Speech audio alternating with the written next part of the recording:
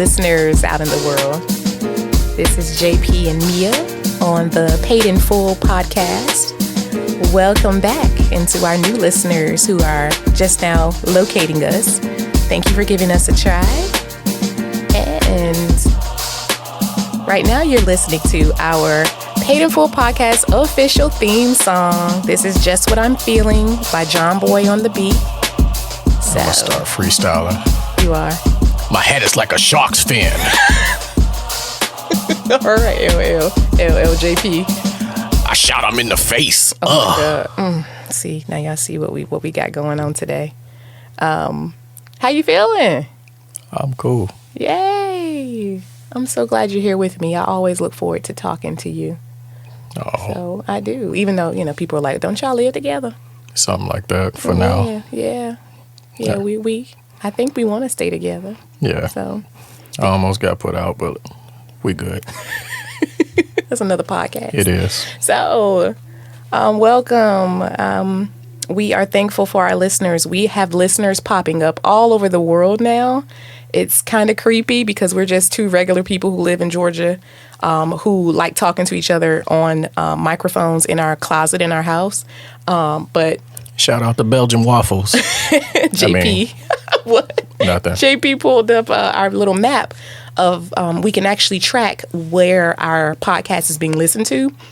And we have very random pop-ups in Canada and Africa, and it's amazing. Greenland. Yeah, it's amazing. So thank you all for listening to us. I need more people in Atlanta to listen. Kankakee and Portsmouth. That's where where you? we are from. Y'all pass us around. If we are making some type of impact, if we're entertaining, hand us off to a friend. Hit the like and subscribe button. Absolutely. We are podcasting roughly once a week, if not a little bit more stretched out just because life. CPT. But time. yeah, but we're back. Here we are. What was the T for? I said CPT. Just CP time. Cool. Yeah. But we're working on it. We're consistent. So here we go. What's our episode number, babe? It's 13? Technically 13. Technically 13. All right. So today's episode is going to be a more of a serious one. I am going to interview my husband, JP, regarding the anniversary, or this year is the anniversary of a very serious condition that he has lived through. It's health related, and so we're going to be talking about what exactly it was and how it affected him and his life at the time, and what we're looking at now for the future for my husband and his life. So it's safe to say, that's how we want to start this off, is 20 years ago this year, my husband went blind. 20 years ago, JP went blind. So if you can imagine this, walking, talking, regular 20-year-old young man, suddenly not having his eyesight. And so we're going to be talking about what exactly happened, and I'm going to do it sort of interview style and let JP take us through the journey that he has been through in this life. He's lived 3 lives so far in this one. And so is that how we want to go forward? Yeah. I'm going to try to be as detailed as possible and try not to break down or anything, but I just wanted to just promise kind of give people a idea of what some of the things that I had to go through.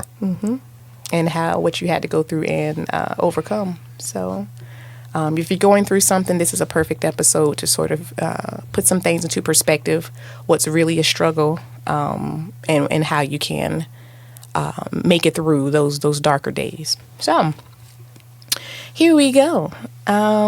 Here's where I want us to start. I'm going to sort of throw this out there, general question. I want you to sort of paint the scene for me in terms of how you knew, and I don't know if you have an exact moment that you knew that something was wrong with your eyesight, but around the time when you noticed something was different. So start it off and paint it for me. I honestly didn't know. I've always had bad eyesight since I was little. I was always the little boy with the Coke bottle glasses. So it was not anything that really particularly caught my eye, because my vision has always been bad. So if I didn't have anything corrective on, whether it be glasses or contacts, it was just kind of the norm for me.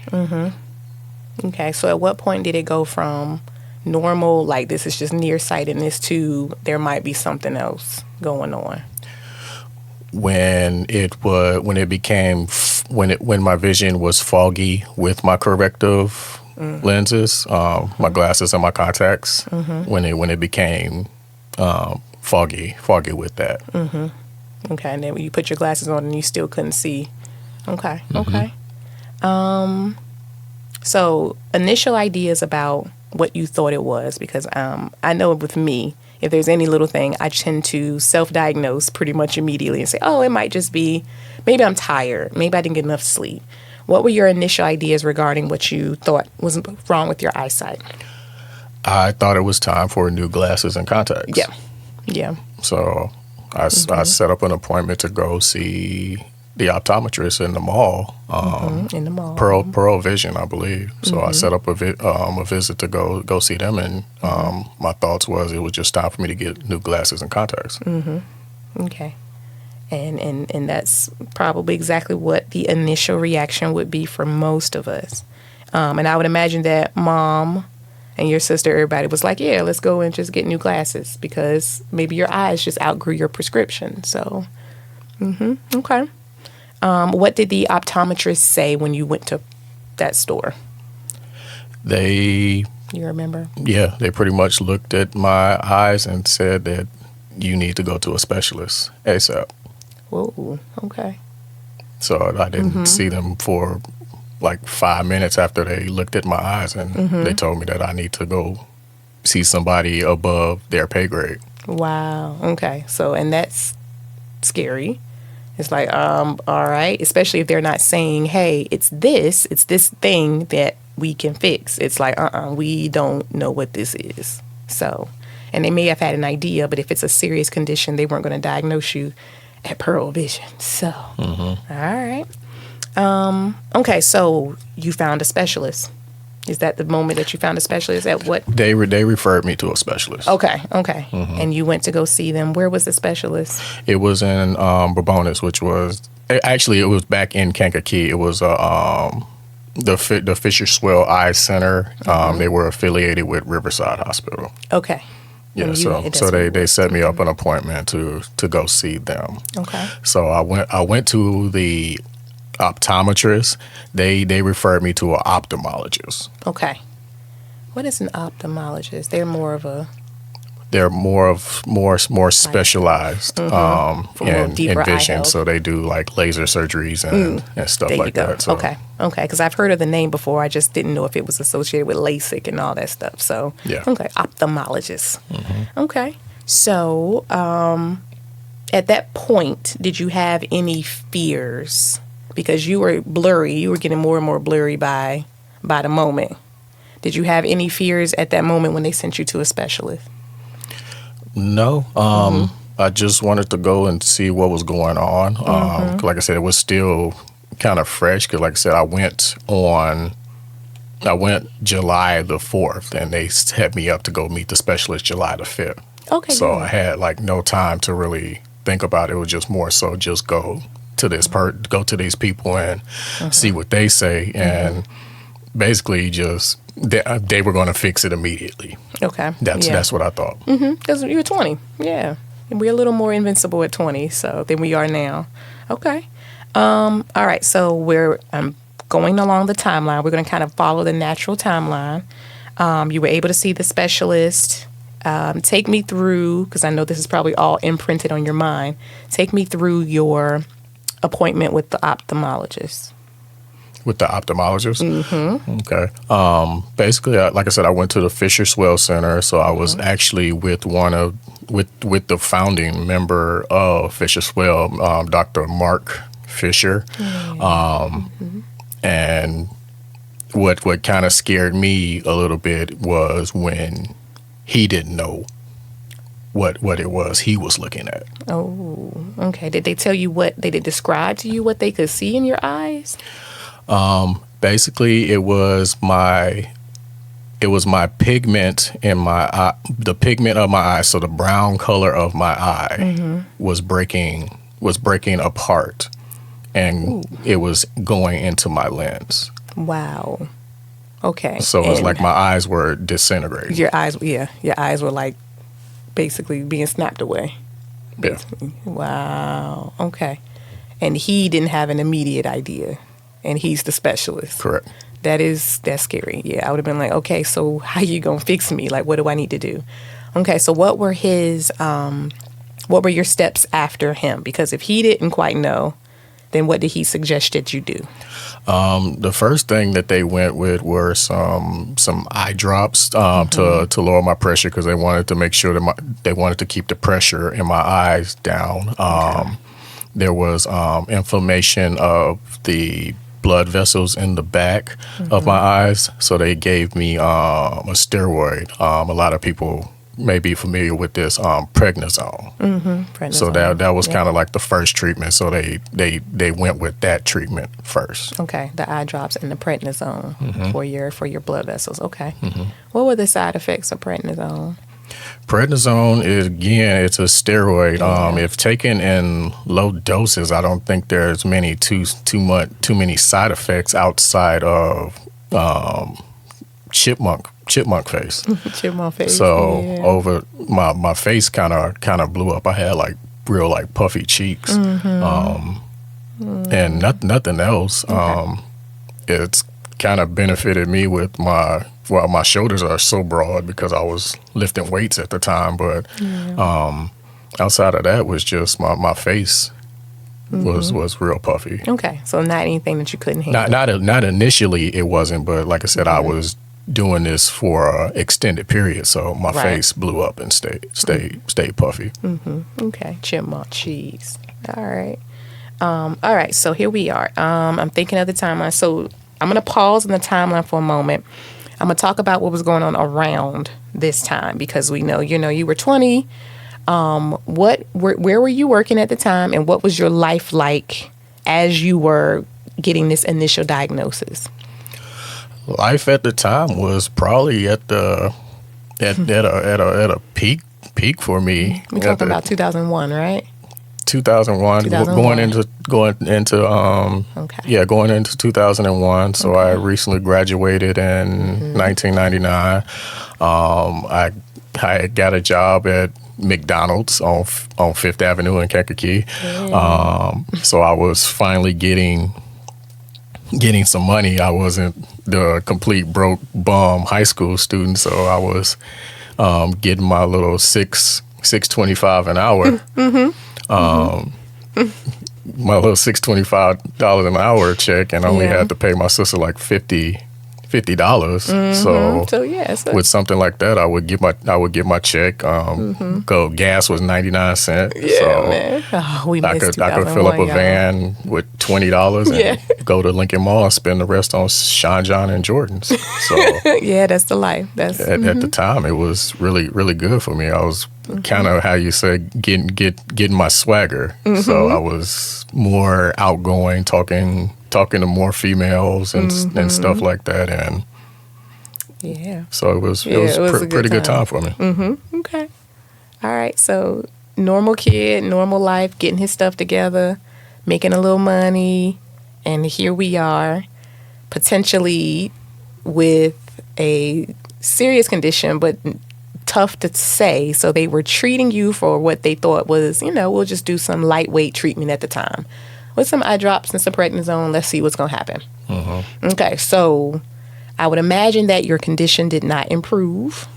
Actually, it did. It did improve. Okay. It did. Okay, so it's got better. So it eventually got better, where they would tapered me off the prednisone and everything, and the eye drops. I stayed on the eye drops to keep my pressure down and everything. So they eventually tapered me off of the prednisone with the intentions of weaning me off that completely. Okay. Gotcha. So that was kind of the treatments for like the first, I say 3 or so months. Okay. Yeah. So, and then it was like, all right, everything's good for the most part.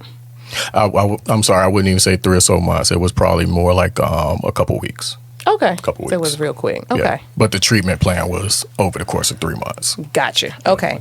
I'm with you, love. All right. So from that point forward, because at some point it got worse. So from that point, it's like, hey, they're tapering me off. Everything's working well. At what point did it dive back down? At what point did it go wrong again? I'd say approximately, and to put it in context, around September the 11th. Because I have vivid memories of it was in that time frame of September. Because we had the bombing of the buildings in New York. So I was actually going through a flare up then. Okay. So I didn't firsthand see the video of the plane actually, because I was at work and everything, but I was actually going through a flare up at the time. But not knowing that it was a flare up. Yeah.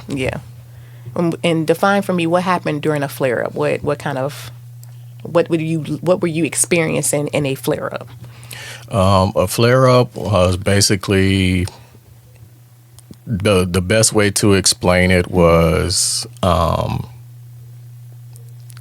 if you ever wore glasses before and you were outside in the cold, okay, and you walked into a warm room, how your glasses would fog up and then eventually start to clear up slowly. That's kind of what a flare up was for me. Okay. So it was kind of like wiping away fog, but it was in my eyes. Ooh, yeah, that's a lot. And it's a great visual, because I'm sure even if people don't wear glasses, you tend to know what it looks like when something is foggy on your face. Okay. And so what was your first steps to try to figure out why your eyes were fogging up or getting blurry like that? What did you do? I mean, I imagine you probably called them back. It was nothing I could do. I was going to them weekly. So they were in the loop the entire time. 'Cause like I said, I'm 20 years old. I have no idea of anything that's going on in the world right now, and I'm kind of trusting these people who are paid professionals, and they're scratching their heads. So it's kind of a loss for everybody. Wow. Okay.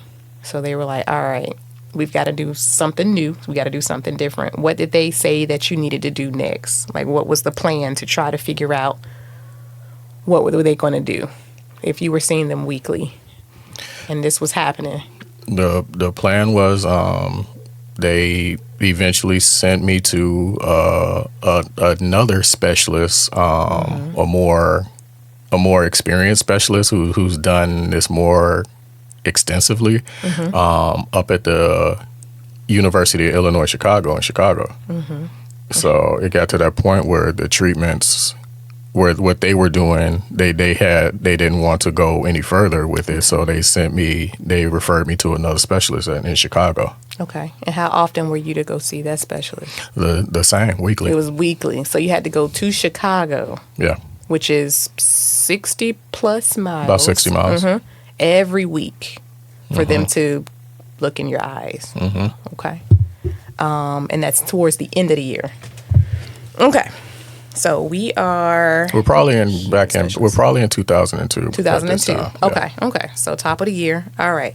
So at that time, I know we're still talking about you were young and trying to keep going. What exactly, what do you think kept you going at that time? Because it's difficult to be a young man trying to make his own money, trying to help his family, and not being able to see.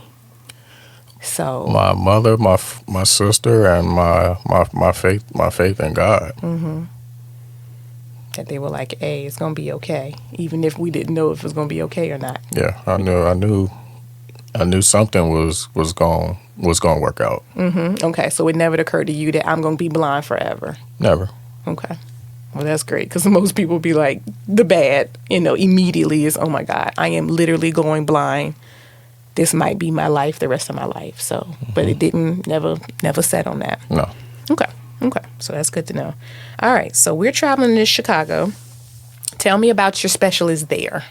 Who did you go see in Chicago? A gentleman by the name of Dr. Howard Tesler. Okay. Dr. Tesler. Mm-hmm. Okay. Yeah, and he was he had a tremendous background, and he was an ophthalmologist as well. But he had like an extensive background Of like diseases of the eye, basically. Okay. And thank God for specialists, y'all. Ooh.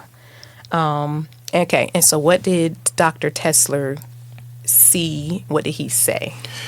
It was the same thing with him. Okay. Again, whatever it was, there's still not a name for it.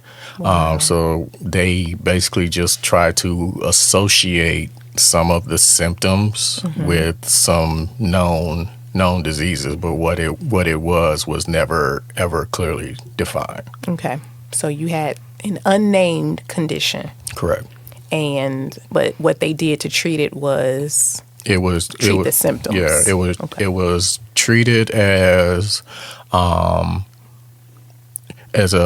disease that's called Behçet's disease, because they're one of the symptoms of Behçet's disease was eye inflammation. Okay. So they kind of pulled from that, and then an eye issue that's called uveitis. Okay. So Behçet's, uveitis, macular degeneration, and also I had cataracts and some glaucoma. Wow. At 20. Yeah. Whew. And 21 at this point. Okay. So you had a long list of, all right, this is what we're going to do to treat this. And so how long did you have to go back and forth to Chicago? Because that's a ride. I did that for probably about a year and a half, almost 2 years. Ooh, every week to fight for your eyesight. Okay. All right, so we'll get off the timeline for a moment. Let's talk about how it affected. Okay, I know how it must have affected you. How did it affect people around you, like your relationships with everyone? Because suddenly people are fearful that you can't see them, right? Johnny's going blind. How did that affect your relationships with other family members and your friends at the time? It was a lot of people didn't really know or understand what was happening. My family was pretty much supportive. Like I said, I kind of have my inner circle of my mom and my sister. I had an advocate, a paralegal that I actually hooped with. Her name is Popcorn, aka Audrey. So I love her to death. Yeah, so that was kind of my inner circle. Like I said, I had my nieces and nephews. They were all young at the time, so they didn't really understand what was going on. Of course. Personal relationships. I was kind of isolated. Yeah. So it was kind of a combination of me doing that and then people distancing themselves from me. Right. Because again, I blew up in weight, and my face was bigger. So people didn't know what was going on, and I think that was more so rather not speak on it. So, right, and they didn't want to ask you why were you gaining weight. Yeah, so it was a pretty. It seemed like it would have been lonely. It was a pretty isolated time. Yeah, that would have been a little lonely, and then you're having to fight this. Yeah, and then I didn't want to pull anybody into being into intimate relationship with me because I didn't know what was going to happen with me, and there were self-esteem issues just for my appearance at the time. Right. Of course, because you're looking in the mirror like, oh my God, look how I look. People know there's something wrong with me, right? Okay. So I get that completely. And yet and still not having a complete diagnosis, not being able to tell people this is what I have and this is what it is. It's still like they're kind of have an idea and we're just going to go through the motion of trying to treat these symptoms. And hopefully my eyesight will be restored, even though I got a long list of stuff going on. Okay. All right. So the process of treatment with with Dr. Tesler, what did they put you on? What did they do? How did they treat? Or what was the first thing they had to treat? Because that's a list. Again, I had the eye drops for the eye pressure. Okay. They increased the prednisone.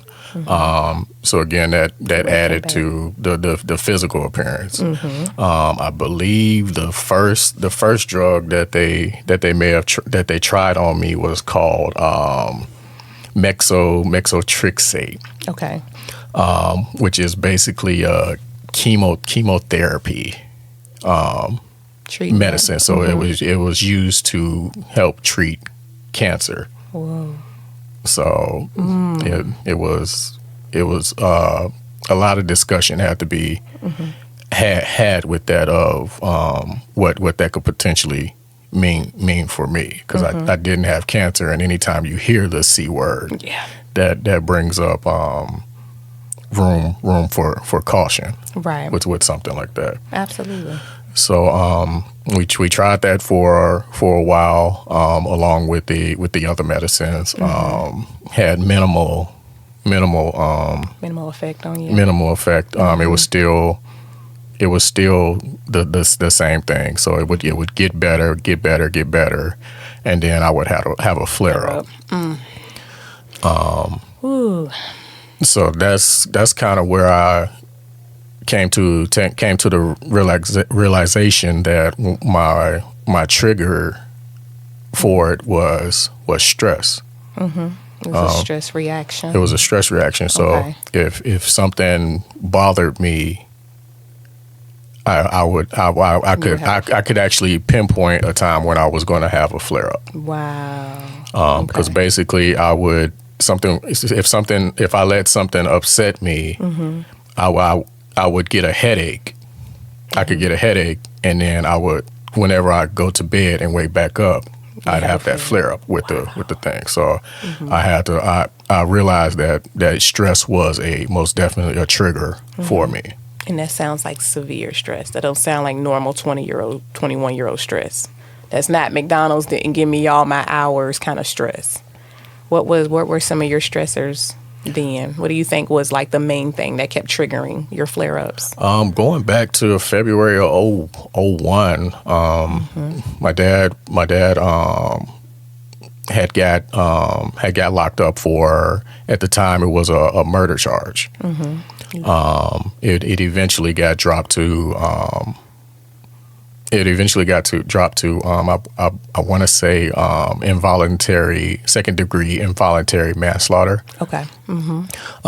So that was going on. So that was going on from, like I said, that happened in February. That happened in February of 2001, and the trial went on until like October of that year. Yeah. Going prior to that, there was the stress of your parents separating from each other, because going into late 2000s, my dad had actually separated from my mom and was living at another location. Okay. So there was the stress of that, watching my mom be hurt and stuff like that, and not necessarily being able to do anything, do anything about it. So so it actually stemmed back into late 2000. when that happened. Okay. And then another thing, I was also in a kind of a first serious relationship that wasn't could have did better. Could have did better than that. So, but again, being 20 years old, it's not the healthiest. It's the end of the world, because this is the love of my life, and it's not going the way that it's supposed to. So we all have bad breakups. stressing over that, and then I think the thing that really kind of broke it wide open is in June of 2001, I lost a good friend, Tony Naylor. So it was just like constant. Everything was just going bad. So it was like the perfect storm. So that kind of was where I kind of take back to the start of it all, because it was just a shit storm of stress in that time period. All that static. Yeah. Just static electricity everywhere. Yeah. And it went, and your body, your particular chemistry, your particular physique, it impacted your eyesight, which is wild. Yeah, because I vividly remember being in the courthouse. Like I said, I was fine, no flare ups or anything. Probably went maybe about 2 weeks without any issues. But I decided to go to the courthouse to check on what was going on with my dad, and it just so happened to be the day that they were cross-examining him. Okay, yeah. And the prosecutor was going hard at my dad, and I just had a flashback. I just had a flash thought, and it's like in the movies, where you visualize and you see yourself sitting there. I imagined that was me. Yeah. Because I seen when seeing my dad up there, because I look like my dad. Yes. So yeah, I kind of just flashed myself into that seat, and from there, like 5 minutes later, I went out. I had to leave, and 5 minutes later, I had a headache, and the next day, I had a flare up. Yep. So it's a severe stress. Yeah. Wow. All right, so cool? Yeah, I'm taking it in now. Our listeners, I know I'm gonna give y'all a little break for a second. Y'all bear with me. Y'all all right? No, because JP has told me this story. I mean, I've known about this since pretty much the first couple months that we've met. But each time he tells it, it's much more detailed, and I think it's because as we get older, we tap into different memory banks, and so your memory seemingly gets better, and you remember longer things as you get older, for a lot of us, not everybody though. So you're giving me details right now live that I hadn't heard before. So I'm like, whew, let me take a quick humor break or something right quick, because I gotta keep myself together, because if not, I'm gonna be over here. So JP knows how much this impacts me, because I enter very soon from this moment. So it's like enter Mia, like a little play. So yeah. All right. So let's get back in it. We're deep diving here. All right. So they determined to treat symptoms of Behçet's, uveitis, glaucoma, cataracts, and macular degeneration. And macular degeneration in your eyesight.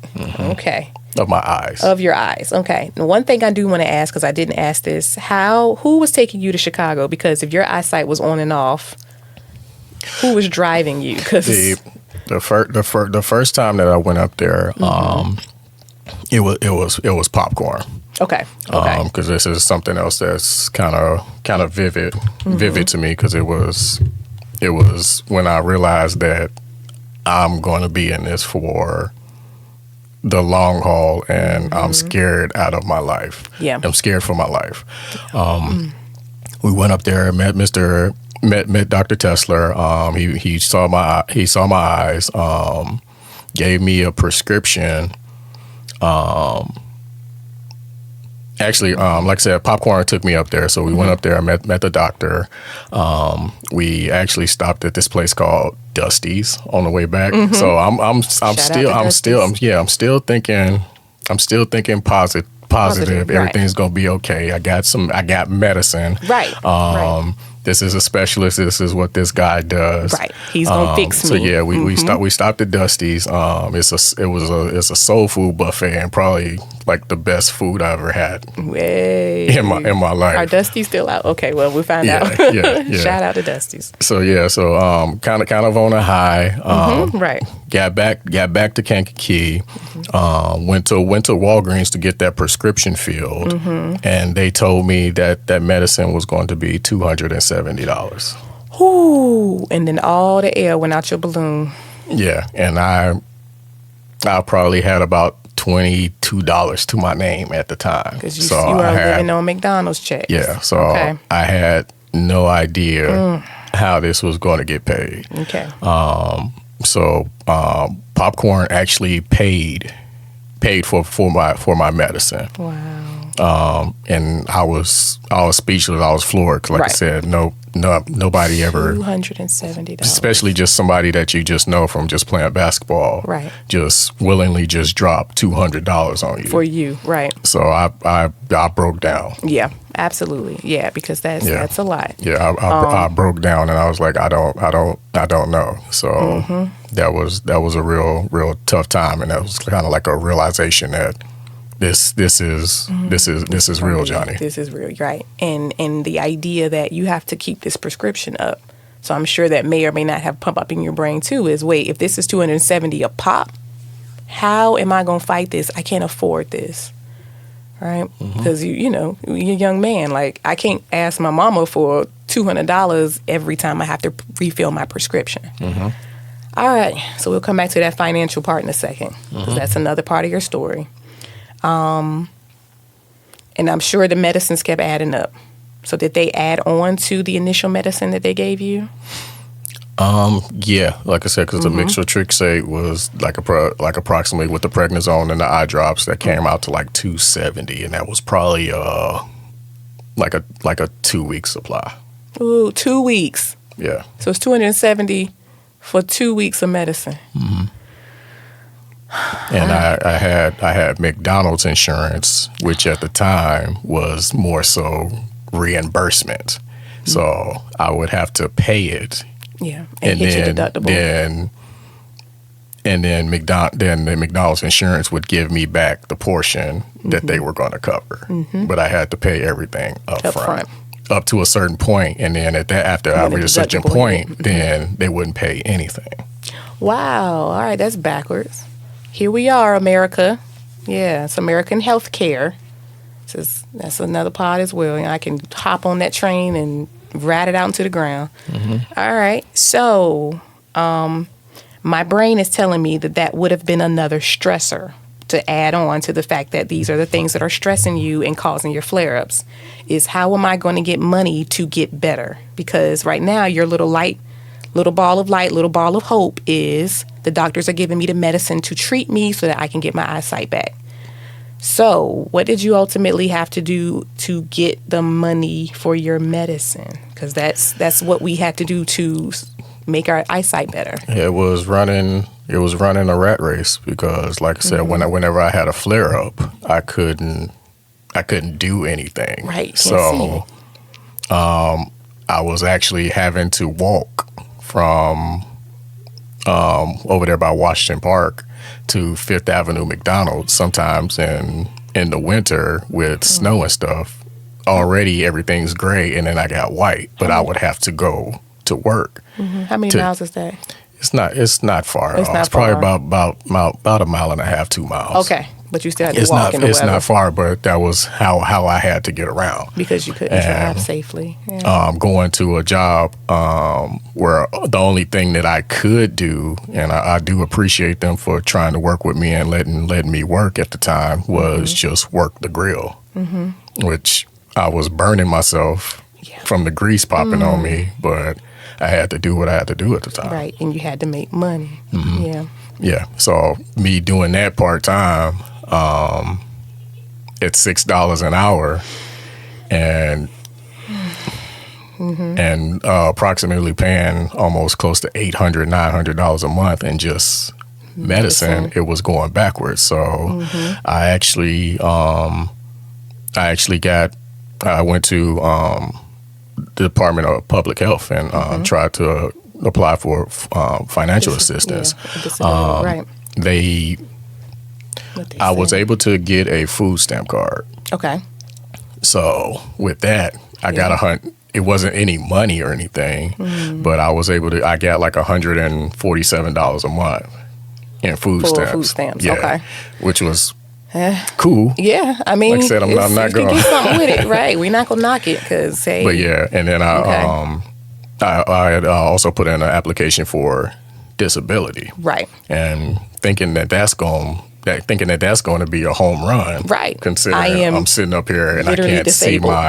see my hand in front of my face. Yes. And that turned into a whole legal battle. Wow. So luckily, Popcorn was a paralegal, so she knew a lawyer. Okay.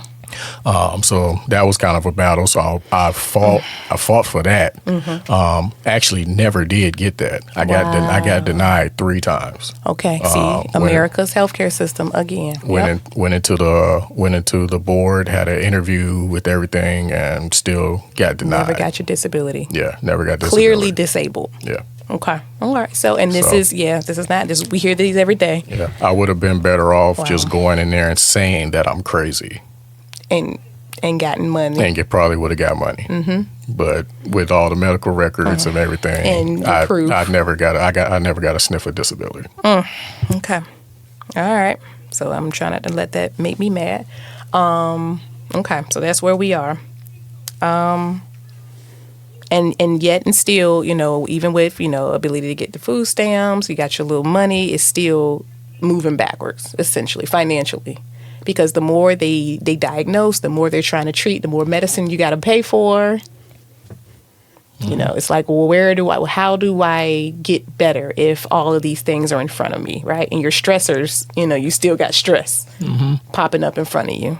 Yeah. So I basically I got creative, and when your back's against the wall, you either fall or you fight back. That's right. So basically, what I did was I kind of developed a relationship with the people down at Osco's. Jewel Osco's down the road, and they would actually break up my prescriptions. Wow. Into smaller pieces, so I wouldn't have to pay as much, and I would just pay God bless as I went.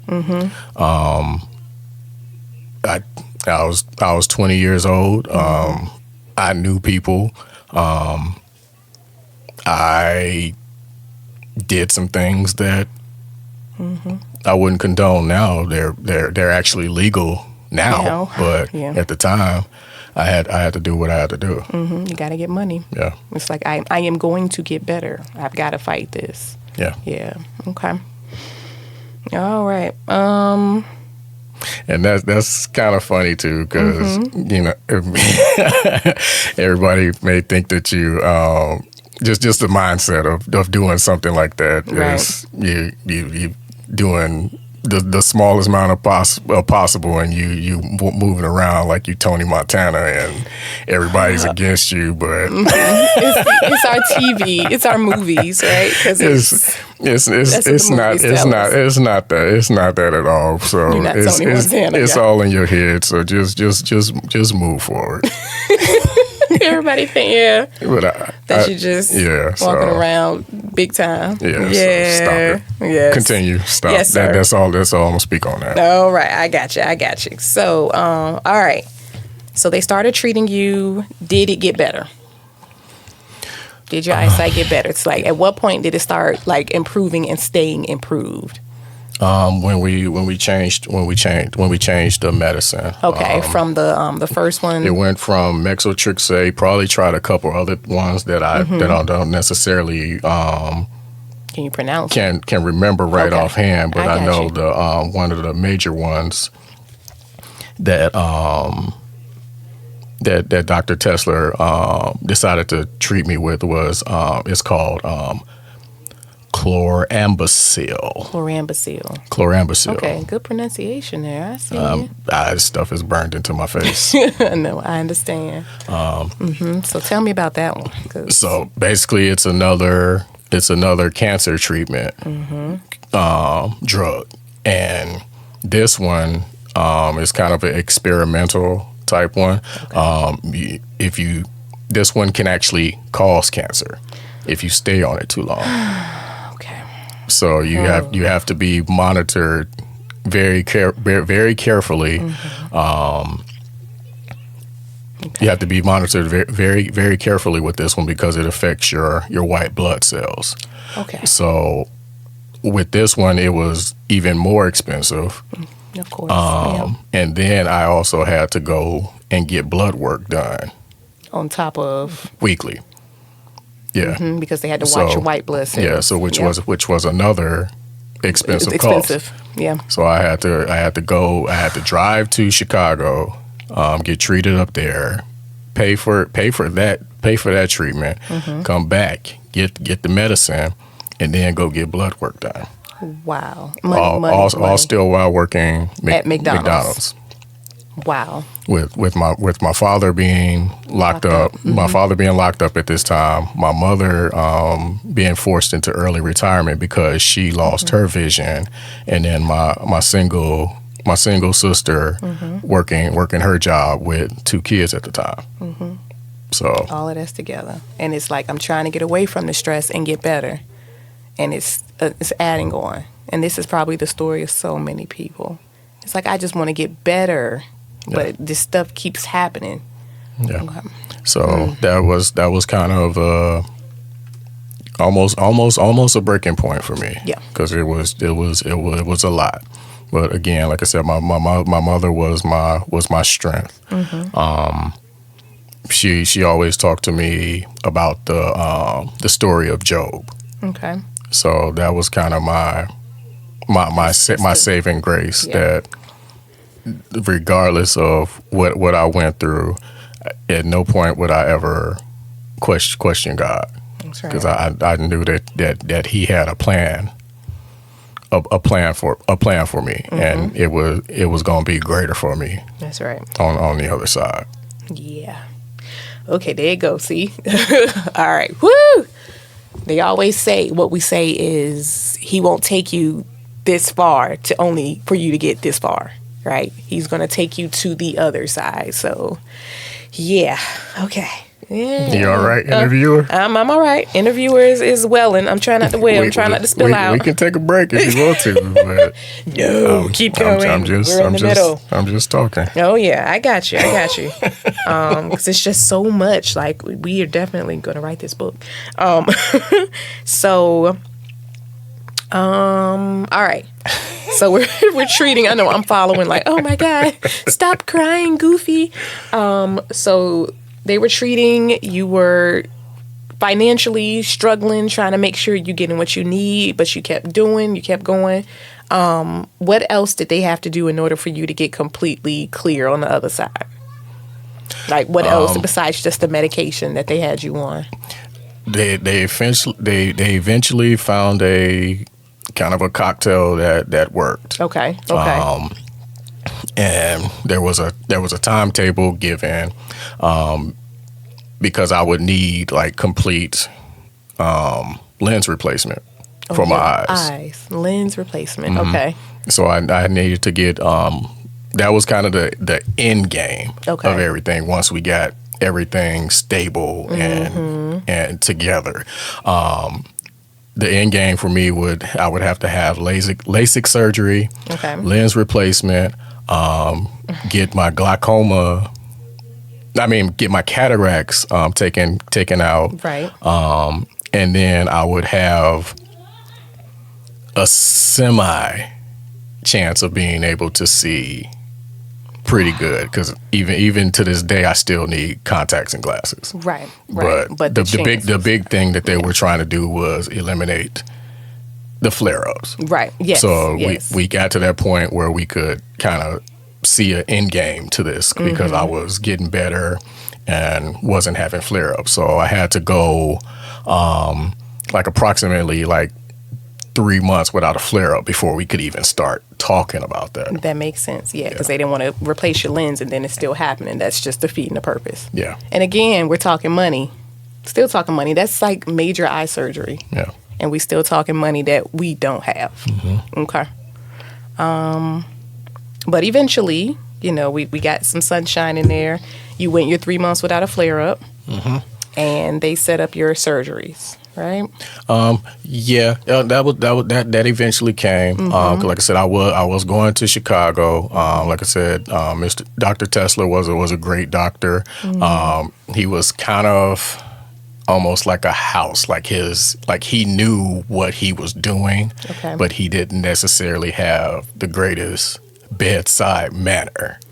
Gotcha. Okay. You said like, So like it was House, kind of like Gregory House. It was kind of like going up there wasn't the biggest cup of tea for me. Okay. It's kind of like I gotta go, but I don't want to go. Yeah, and like I said, I had a real great relationship with the Fisher Swell location back here in home, and it was closer. Yes. So once we kind of hammered down what it was and the treatment plan, I made the decision that I was going to stop going to University of Chicago and take my end treatment down here with Dr. Tesler. Right. Just because it was more comfortable for me.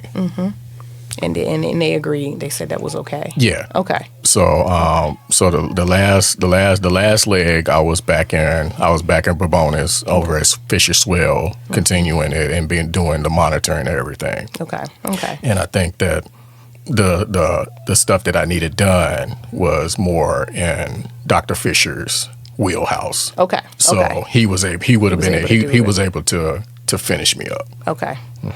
And then you got lens replaced. I had to have two separate ones. The first one, so this was over the course of a year. So it started in 2000, and my first lens replacement surgery was in November of 2003. Okay. November of 2003. Okay. And then we had to wait a couple weeks for the second surgery to make sure that the first one went fine. So I got my left eye done first. Okay. And that was a breath of fresh air because I did the surgery and basically woke up. It was blurry for that day, and then the next day I could see. You could see. Wow, it's like okay. So that was positive. And then my second surgery was January the 13th, so 4 days after my birthday in 2004. Okay, I had my a final couple surgery. months. Okay. Yeah. And that was that for that time. All right. So we got brand new eyeballs, essentially. Something like that. Pieces of eye. They work for me. I'm glad they work for you. You said with the medication, one of the potential downfalls or one of the potential future effects could be that it's cancer causing. Right? What was some of the other potential downfalls of taking the medication? Suppressing my immune system. Like I said, I had my final surgery in 2004. Probably like 6 months later, I had shingles. Ooh, okay, and that's painful. Yeah, and that's something that you wouldn't catch until like your late 50s. Right. Yeah. So I caught shingles on the left side of my face. That's your immune system. Yeah. Okay. So just suppress the immune system. I gotta make sure that my blood work is always in order, and just had to just stay on top of your health. Everything. Yeah. Okay. I got you. Do you think that the way they treated it and the diagnosis they gave you, do you think now, looking back, that it was the right way to go? Absolutely. What was the alternative? Yeah. Because you would have still, we're talking 20 years. I could have sat and did nothing and probably would have been completely depressed, alone, and somewhere in a back room in my sister's house. Yeah. Because she would have been taking care of you because you couldn't see. Yeah. And blind as well. Yeah. Okay. Would you make the same choices as you did when you were 20 now that you're 40? Would you do it the same way And I know, of course, we have technology on our side now. So I'm imagining that you were a very special case study after all of this was said and done. I'm pretty sure your case went around to some people. So we have 20 years of technology that can help. But do you think you still would have done it the same way? 40-year-old Johnny with wife and kids. Yeah, absolutely. Because, like I said, the alternative, it's I can tell you, but actually experiencing and going through it, like I said, that's one of your senses, and to have it for 19 years and then it just go away. That's something that you'd actually have to experience to go through to understand it. I got you. Even after that, we had a moment, and I'm trying to remember when it was. It was early in our relationship where we had to go and see another eye specialist, didn't we? Because I remember vaguely us having to go, and they said that you needed some type of treatment for your eyes. I had to get a YAG laser procedure done. That's right. What was the YAG?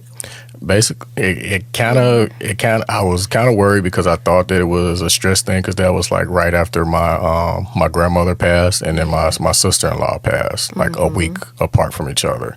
So like right after that, my vision was blurry. So we went to a specialist in Atlanta. And that was kind of the course of action for a lens replacement. Okay. So, like after that 10-year period, that's something that may happen. So I had to get the laser surgery to knock out the little cloudy spots. Okay, because I just remember being in the waiting room, and you were back there for like 30 minutes, and that was it. And in my brain, I'm like, my husband is, my boyfriend at the time was having the surgery, I think I'm going to be here all day. So you came in and came out, and it was like, hey, I'm like, are you okay? You were like, yeah, it's all good.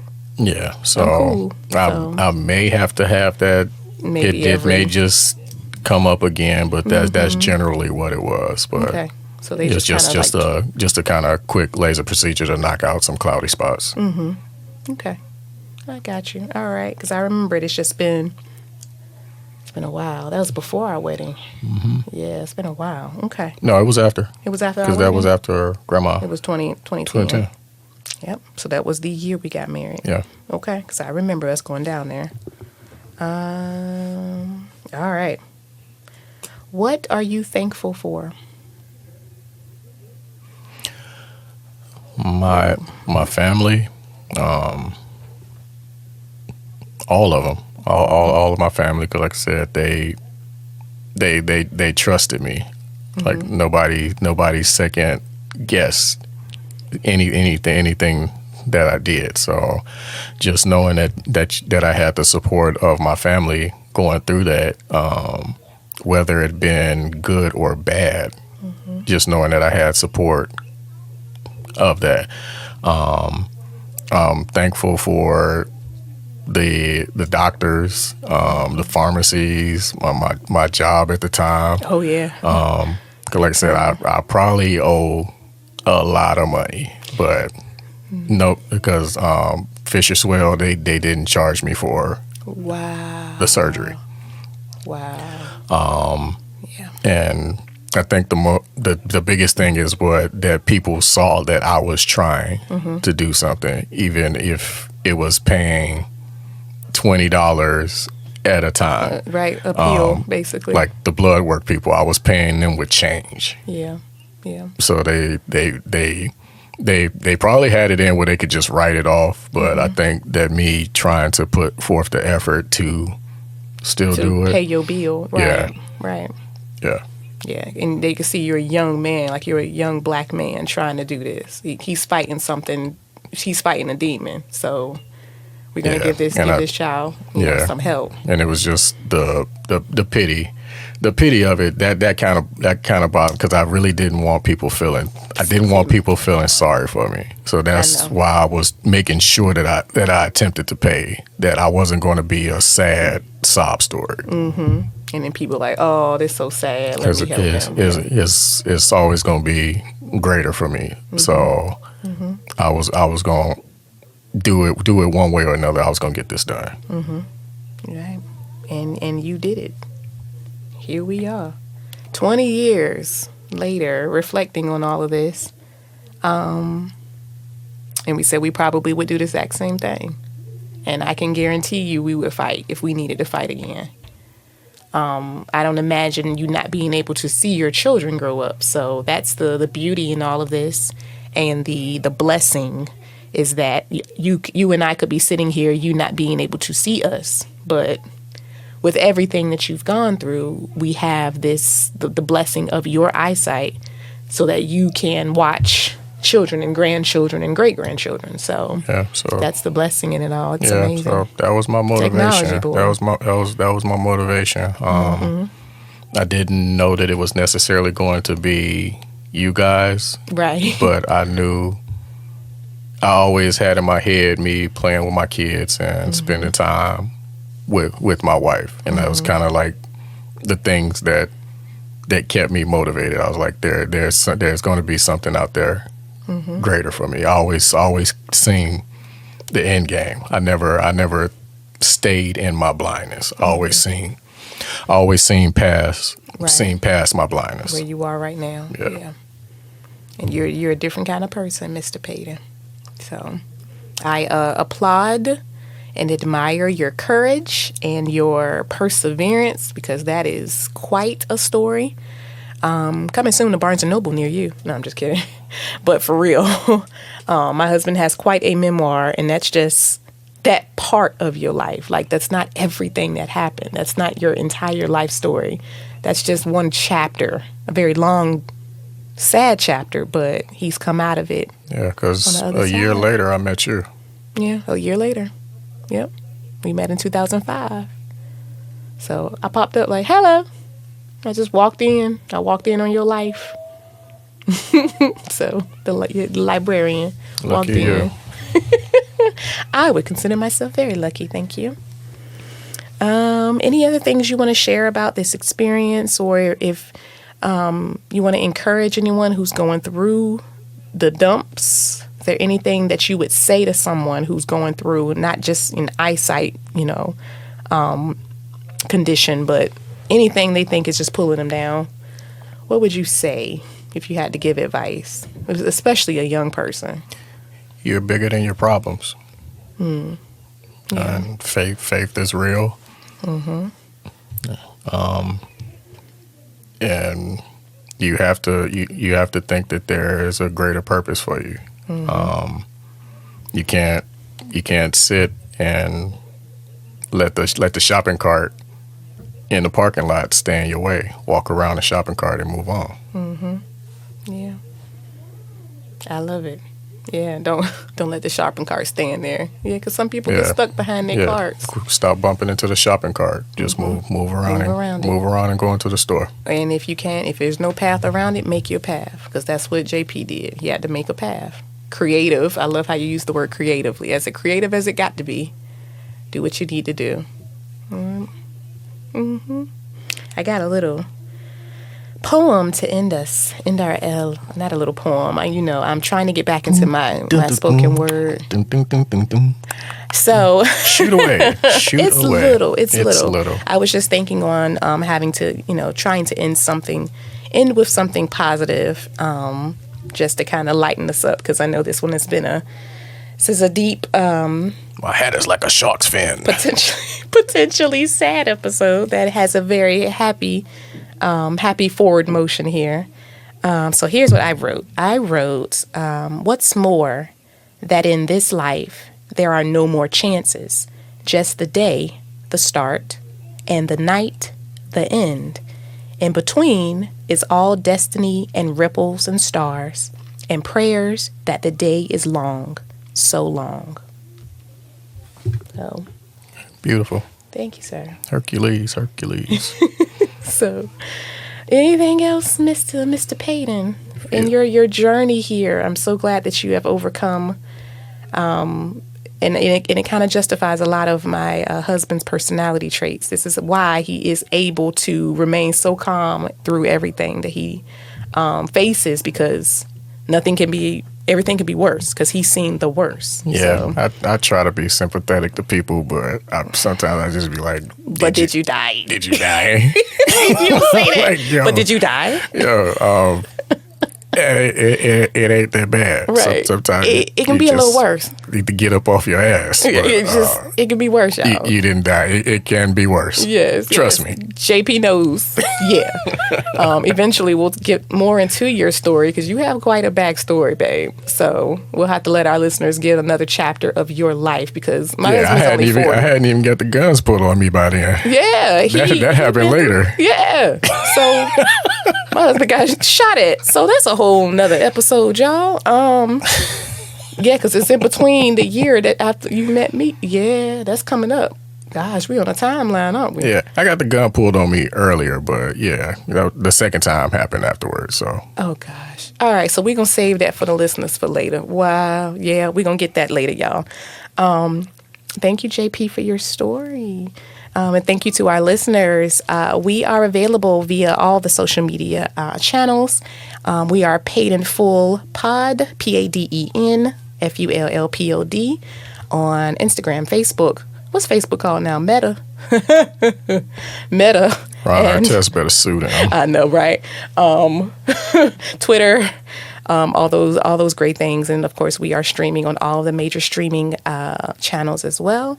And we have a Gmail. That's paidinfullpod@gmail.com. So contact us. Let us know what you're thinking about our episode. If you're going through something, contact us, and we'll be happy to get into touch with you and try to provide some positivity and some advice and some happiness with you while you're going through. So thanks for listening, and we hope you come back for another episode of the Paid in Full podcast. Peace out. DJ Payne 1.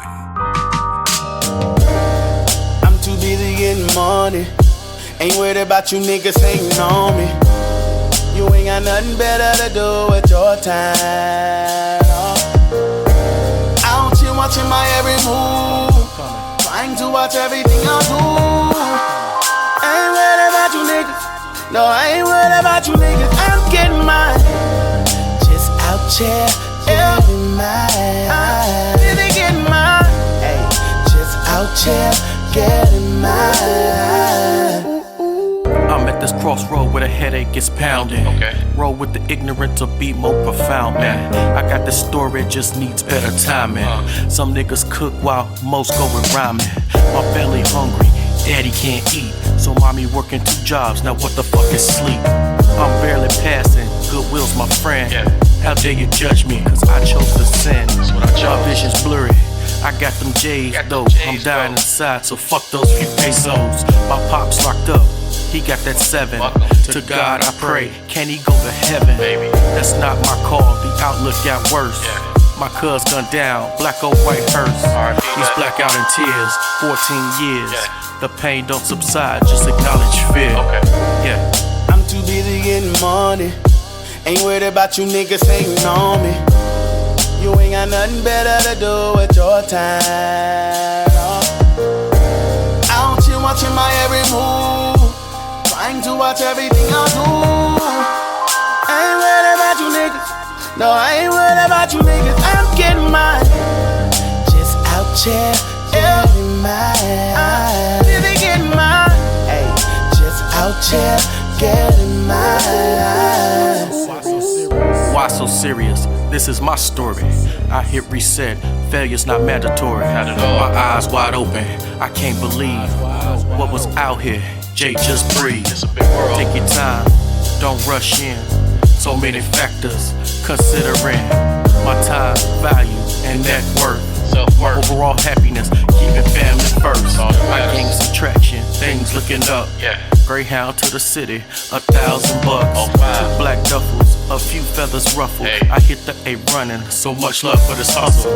This a celebration, a rebirth in fact. All that I've been through, my integrity's intact. My baby love me, my babies love me. I smile more often, I even cut the cussing. Yeah. I'm too busy getting money. Ain't worried about you niggas hating on me. You ain't got nothing better to do with your time. Out here watching my every move, trying to watch everything I do. I ain't worried about you niggas. No, I ain't worried about you niggas. I'm getting mine. Just out here getting mine. Really getting mine. Hey, just out here getting mine.